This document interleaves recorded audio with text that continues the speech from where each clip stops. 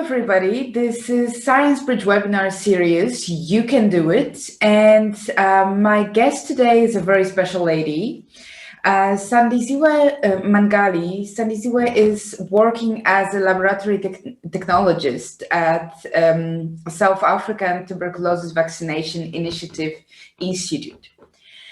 She received her bachelor's degree in biochemistry and microbiology with cum laude from University of Fort Hare.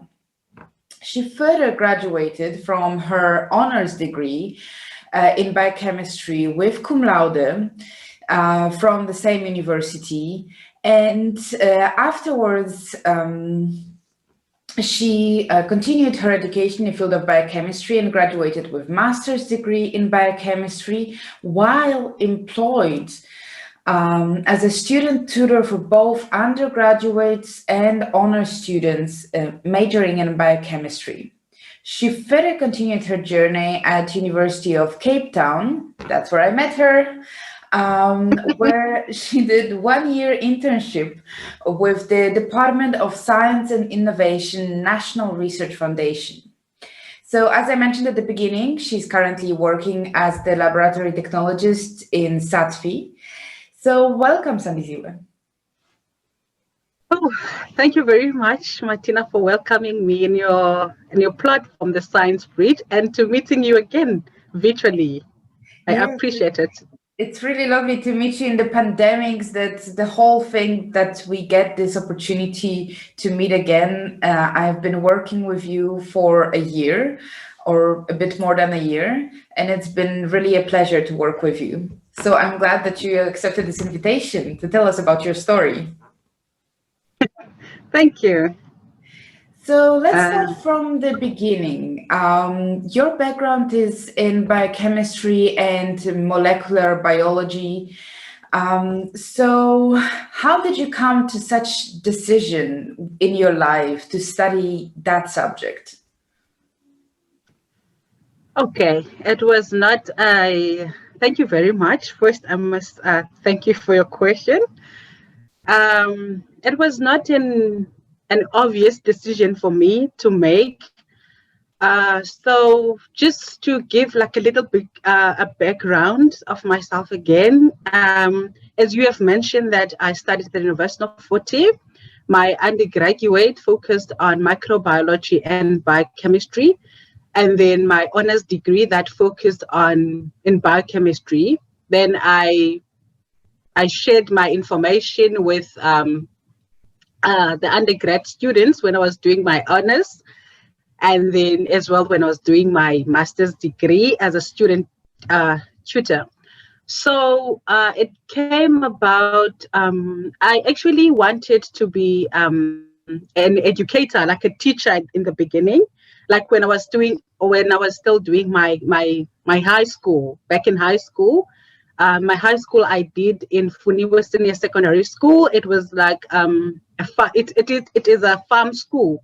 So I did there my science subjects. I chose my science subjects because my sisters were doing science. So my sisters were doing physical sciences and maths, and I heard that they were saying those were challenging subjects, and I was like, I will see them on me. I want to see it. How challenging are they? So that's how I took the decision of doing science, because it was all about maths and science. Then I did my physics and my mathematics, and then I got like good results in my matric. I remember I didn't get anything that was less than level 6, and then I also got some 2 distinctions. Wow. In my life orientation and also in my home language, of course. Yeah. And then I applied at the University of Fort Hare for being an educator, because I liked sharing my information with others. Like I liked people that are learning from me. So I applied to be an educator, but unfortunately I was not accepted to be an educator because the program was full. Then that's when now I went to the university, because I believed that I deserved to be in the university and I deserve to start schooling in 2013. Then I went to the university because I did not like get a reply, like what was happening, that I was rejected or not rejected. It was just quiet. And then when I received my matric results and I saw how strong they were, I went to the university to find out more. And then they told me straight that it was full. And then I asked them which stream was not full, because I cannot stay at home. I want to study. And then they said it's the science and agriculture faculty that still has some space. So that's when I chose now to study the biochemistry and microbiology, because I also liked the life sciences in high school. Then so the decision of studying my microbiology and biochemistry came out because I was unfortunate to become an educator. And because I learned to fall in love with things that I do, I fell in love with my microbiology and my biochemistry to a point that I was like so dedicated and got it with a cum laude. And that made myself even more proud and wanted to do more, to go to my honors level. Then I said, I cannot drop the standard. I need to, by all means, I need to get a cum laude in my honors. Of course, there was pressure like with my colleagues, but then I also pressured myself because previously I managed to get it. Now it's like it must be in my record. So I did that and I managed to get it with a cum laude. And then I was then motivated again, because I said to myself, because I'm actually in this field, I must just excel in the field that I'm in.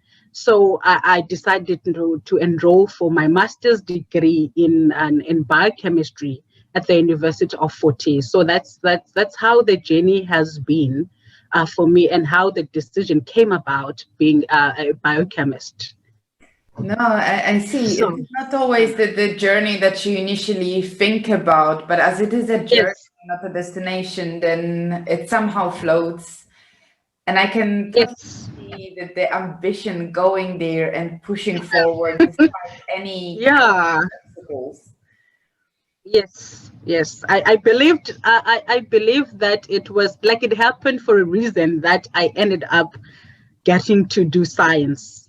So I had to like do it the way I wanted to do it and excel in it. Yeah, and you did the most of it. I mean, getting cum laude, it's really an honor, and that's a great achievement. So congratulations on that and staying on track. Oh, thank you very much.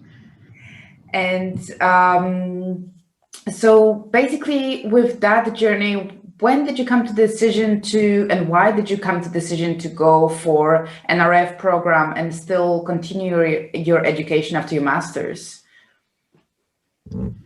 Okay, so when I was doing my master's degree in I started 2017, then I finished 2018. It's a 2-year program.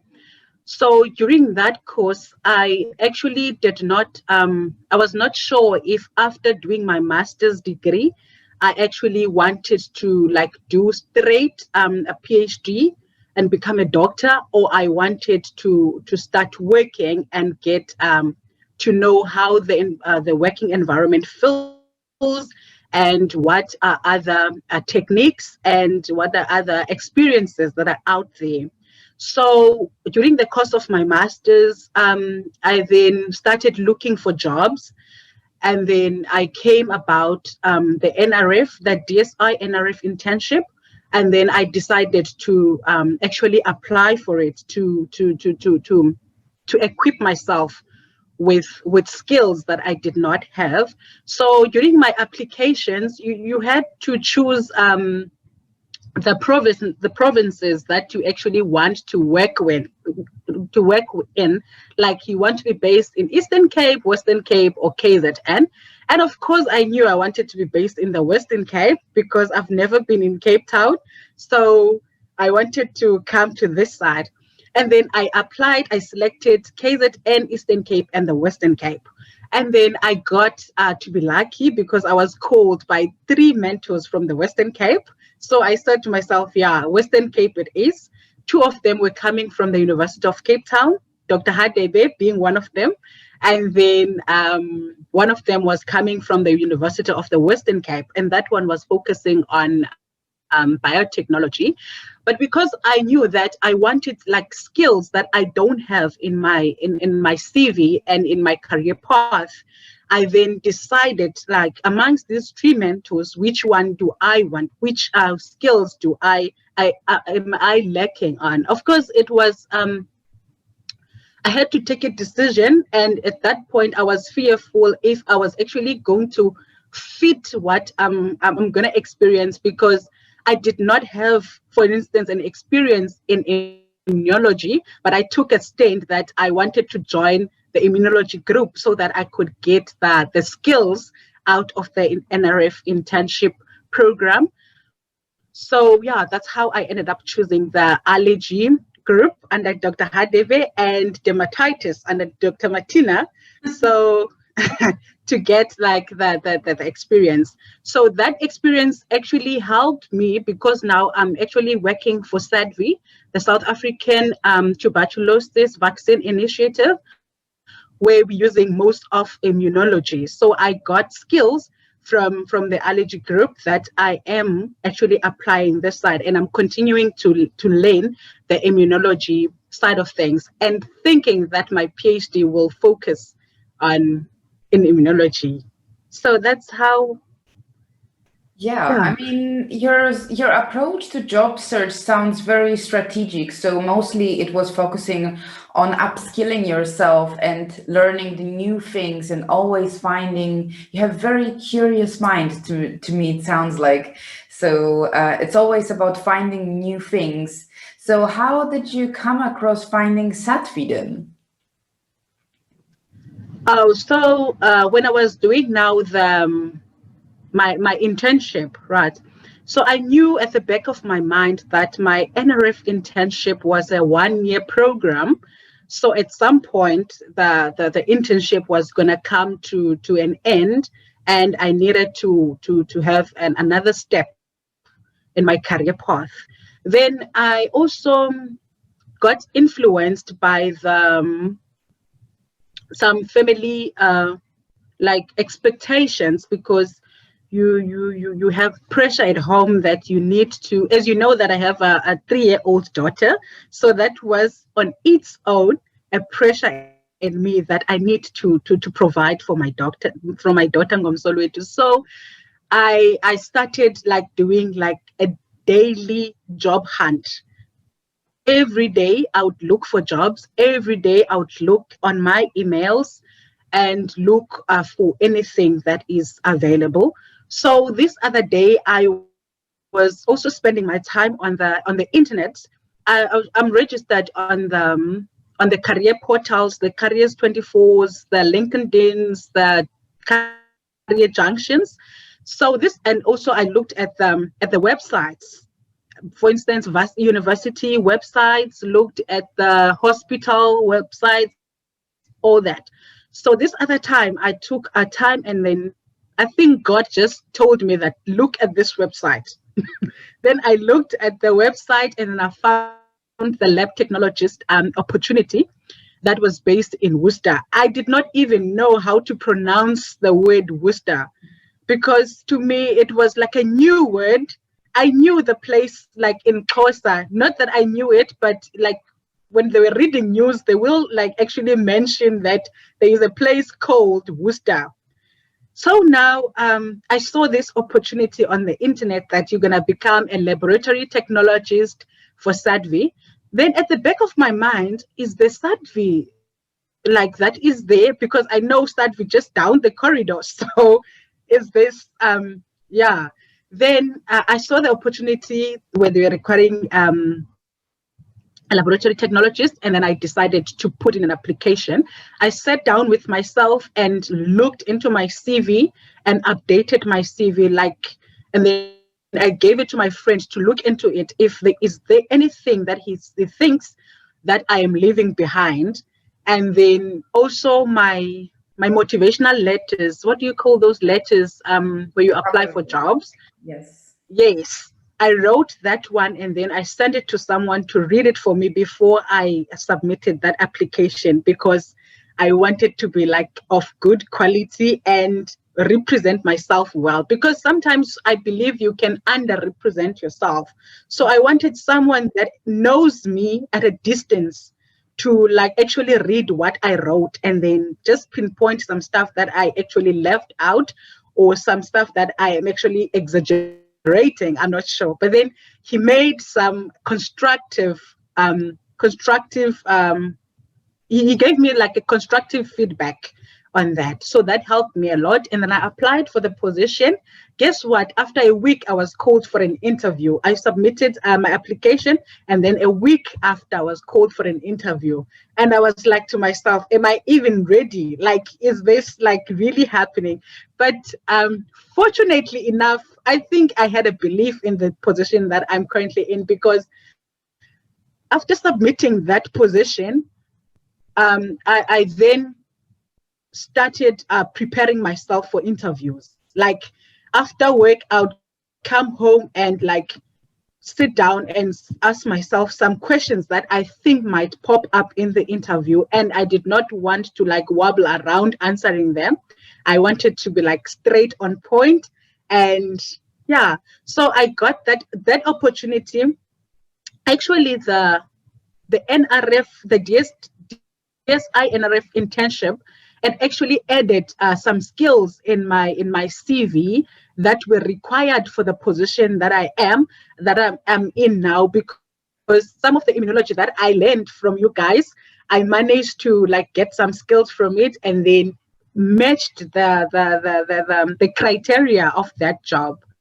Well, So that's thank you good guys to for hear. that. Thank you very much. So I hope I've answered you. No, I you hope. absolutely did. But now I'm curious because it sounds, quite straightforward about your approach to finding jobs. And what were the difficulties to overcome when you did all this job hunt? Okay, so the job hunt on its own, it's actually not an easy thing, me, because the field that I'm in, science, like the microbiology and biochemistry field, it is quite broad, right? So like there are a lot of different spheres that you can focus in. So one of the things that was for me, it was actually looking for the right job that you qualify for. What job, like what search word to use in order for me to retrieve the right jobs. For instance, you get to have your laboratory technologists. You've got different kinds of people that have the biochemistry degree working in different positions. So now for me, it was finding the correct way to search in the internet. Actually, this is what I'm looking for, what type of job that I'm looking for. So that was one of the sticky points, to actually get the exact word, the key words to put into the search and retrieve the right jobs that matches your career and also your skills, because you'll find out that they want, maybe for instance, a technologist, but the lab itself, it's focused on something that you never did, like something that you don't even have experience on. For instance, in a histology lab, you did your biochemistry, but you don't have that histology, you don't have those skills for histology. So those kind of things and the broadness of the field were the sticky points for me. Also, when you have applied for a job and when you open your emails, you find the one that says, "We regret to inform you that you were not successful." Yeah. That one was the one that was discouraging to actually search for the other opportunities. But you have to be strong and take it to yourself that you actually want what you want. And also finding jobs that actually fits or match your skills, as I've mentioned, and also your experience. Because some of the jobs, they would say to you like they will give you the criteria, and also you find out experience-wise, I am not meeting. For instance, they say they want like 3 years experience, 4 years or 5 years of experience, and you are currently sitting at 1 year, and you're like, no, this one is not me experience-wise. So those were the things that were that I encountered during my journey of job hunting.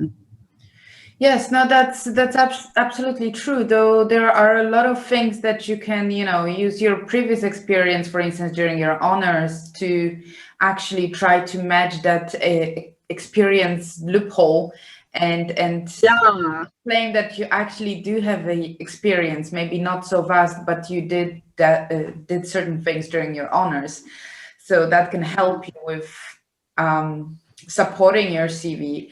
And also the interesting thing is, on the international level, women tend to find and look for jobs that they match almost like 90% of the skills, while men actually go for like 60%. Like, I can eyeball it more or less, and just be brave with applications. So I completely understand why these were the sticky points for you. Mm-hmm. And actually, what do you find the most useful in your job search? What was the most useful for you? So during my job search, the most useful thing to me, it was time.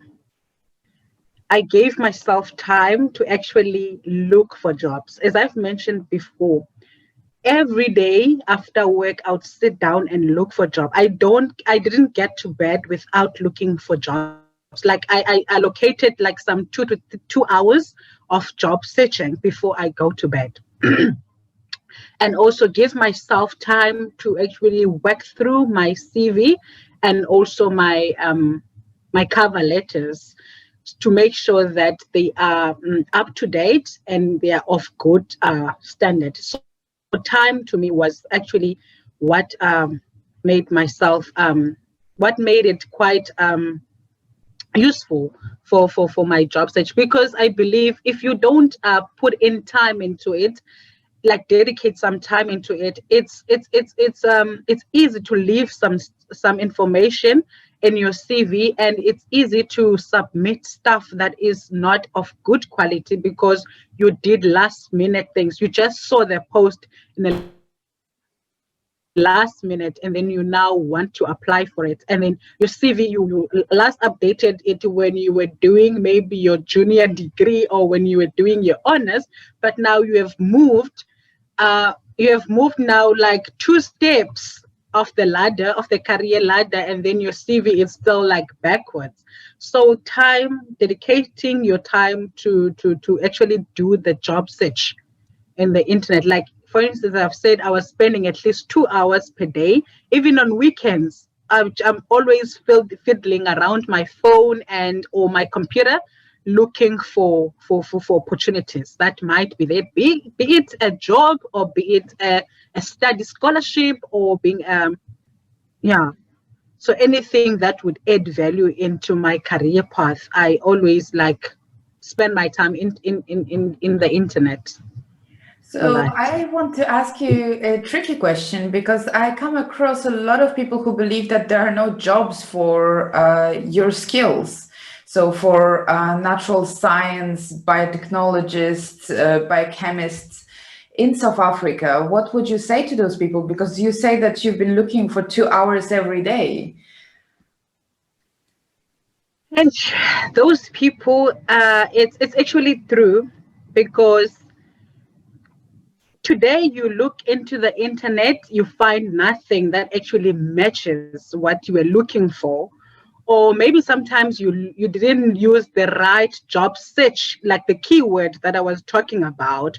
So sometimes it's on the keyword that you use to search for the job, and sometimes it's the job not being there. Yeah, the opportunities are not all in our field are not always like available, but you do find some, but you find out that you actually not fully or qualifying for that because of the skills and the experience that you have. As I've mentioned quite earlier, that the microbiology or the natural science field, it's very broad and you get different spheres. So it might happen that you are finding like jobs for someone that maybe, for instance, did like a genomics, and like that person is still within natural sciences and did the biochemistry, but the focus of the projects that she did, it was maybe a genomics orientated. So it's quite those tricky things that makes us not sometimes see the opportunities. I still blame the keyword to search for because you actually like not sure, because sometimes I then constructed like a list of words that I can like use to search. For instance, I search laboratory, just lab, just the word lab. I just search that, and then it retrieves some information.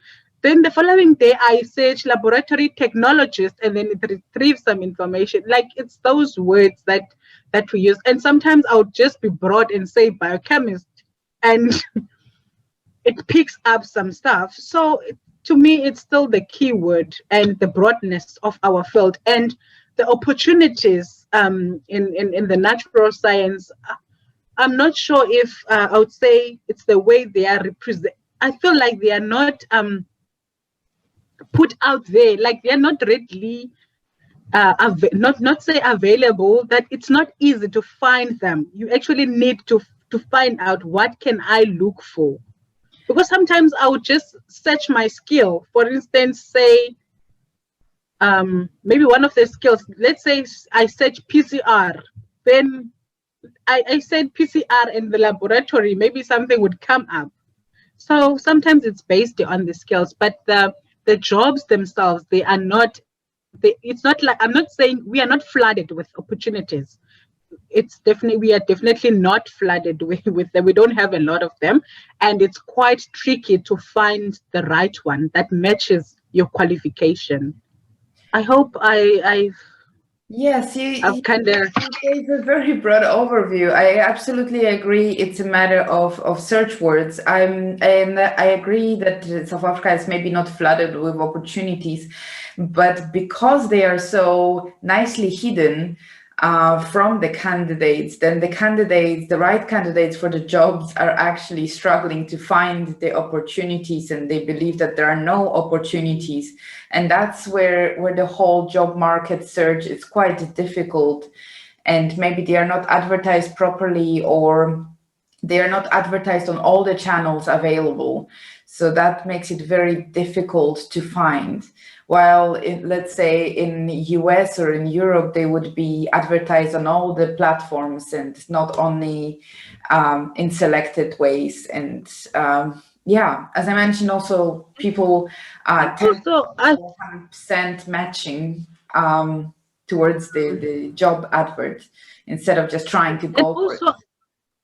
I'm not sure if it's me because I've never saw a lab opportunity being advertised in, you see those boards like in a, what can I say, a notice board or something like that. Yeah. I've never, yeah, because some of the job opportunities that are there, like in other different disciplines, we would find out, okay, they're advertising a job and this newspaper and all that. Or maybe it's me not searching on the right platforms, you see. So it's quite tricky to get the natural science opportunities. No, of course, yeah. No, but as you said, like Career 24s and the Glassdoor, the LinkedIn, those are the websites that often pop up when looking for jobs and when actually companies try to place their job advertisements. Not always the research labs would place their advertisements there. So that's the tricky bit. So, moving on from your job search itself, how do you apply your skills? You touched already a bit on it, but how do you apply your biochemistry background to the current job that you're having? Okay. So, as I've mentioned quite earlier, that I did some immunology. I did immunology course back at the university in my undergraduate immunology course, but I did not actually get to do the practical side of it. As we know that in science, in natural science fields, everything is expensive. The reagents to conduct the experiments, the materials, your equipment, it's expensive. You don't get your hands like involved in everything. So I'm using my background in immunology, the theoretical background that I've learned from the university, and the one that I have learned from you guys at the University of Cape Town, the practicals that I've gained from you. Then I'm applying that into my current position that requires immunology understanding. As you know, that we are based on our research is clinical trial based, so it requires you to be clued up in immunology and also in biochemistry, as you are doing laboratory assays, you are measuring stuffs in the lab. So that's how my biochemistry background is of advantage to the job that I am doing. Remember that without the biochemistry, there's no medical science. Like we study the chemistry of the living. So the living in medical science being the human, being the mice, the lovely mice that we worked with. So yeah, that's how I'm using my biochemistry background into the field that I'm currently in. And what do you do on day-to-day basis as a lab technologist? So, as a laboratory technologist, that means I am doing laboratory work. I do lab assays. So in this sphere that I'm in now, I am in the immunology setting, like in clinical trials. So I do immunological assays. For instance, I isolate PBMCs, with those being the white blood cells, the lymphocytes, the monocytes from the blood of our participants. So I do that kind of work. I maintain the equipment that we use. I make sure that everything is up and running. And I also do some stock uptakes, like to make sure that we've got the reagents are prepared for the assays that we do. And also there's quality control that I do. So everything must be of quality, of course. So I make sure that there is document quality control that I do. For instance, look at if everything like the forms and everything, there's a chain of custody for everything. People accountable for whatever procedure that was done. So the techniques that I'm currently doing at my job now, it's to isolate those PBMCs from the blood. I also do I count cells. As I was counting with you guys, I get to count them the live cells. I get to count your PBMCs, your monocytes.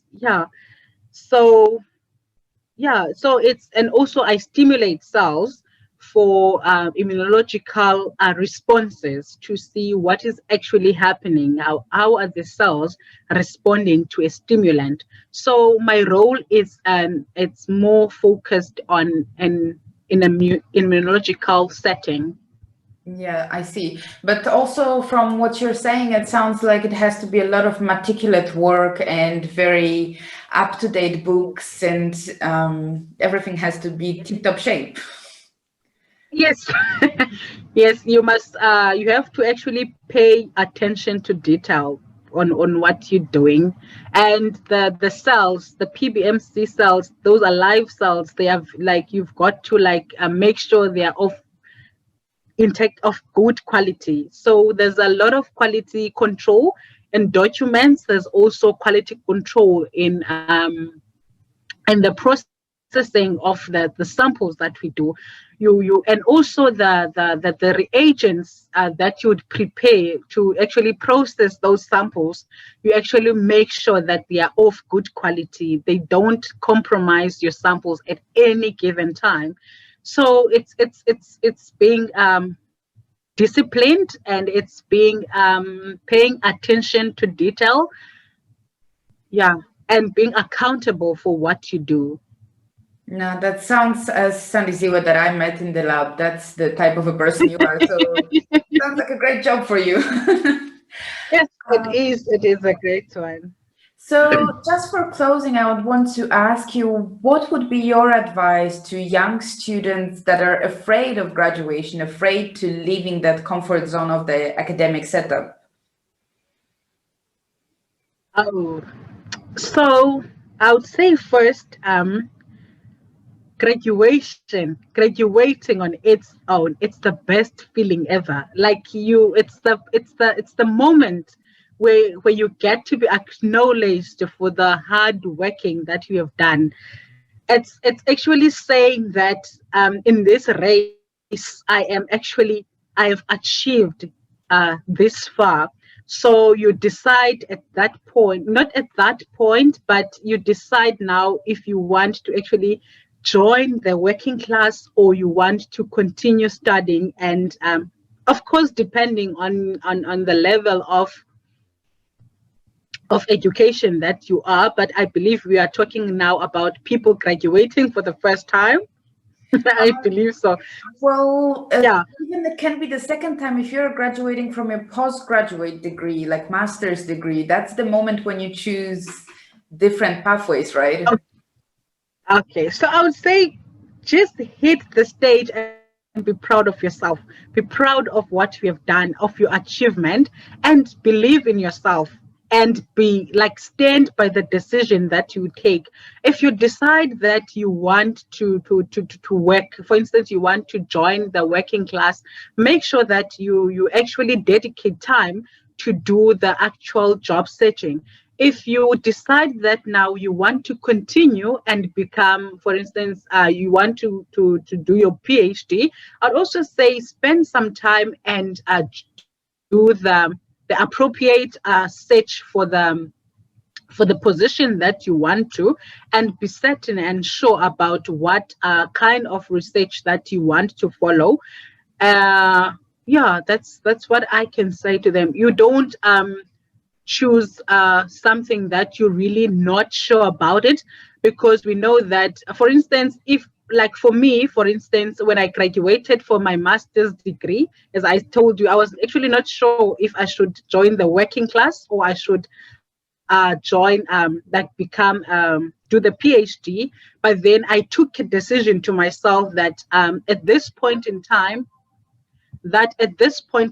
I actually want to get more skills. I want to equip myself with more skills so that whenever I decide to embark on a PhD level, I know that I am fully informed of what is happening outside there. I am not like narrow, being focused on one field of things. For instance, I've been doing the say immunology. Now I want to do it because it's my tradition. So it's actually good to explore different things and decide, make an informed decision. Yeah, but graduating is the most important it's the most important step in my life, where I actually acknowledge myself and get recognized for the work that I've done. So whoever that is graduating soon, or who's planning to graduate, just hit the stage and be proud of the work that you have done, and believe in yourself that you can actually do more and become the best version of yourself. Well, those are beautiful words, Sandisiwe. So hit the stage and be proud of yourself and what you achieved. Okay, thank you so much, Sandisiwe, for all the wisdom that you shared with us today, all the beautiful words that you shared today for our viewers. It's really important that you share those things with us. So thank you. All right. Thank you, Martina, for affording me an opportunity to actually share my career path on your platform, the Science Bridge. Thank you so much. And if there is a way for students to reach out to you, where they could find you? They can actually use my personal email. They can drop me an email on my personal email that you have. It's mandipiwemangali@gmail.com. And I am also available on LinkedIn. I'm registered there as Mangali Sandisiwe. Thank you. Okay, great. I'm gonna attach your profile to this video description, if that's okay with you then. Okay, that's fine. Thank you so much and have a great day, Twitter. Thank you very much. Have a great day too.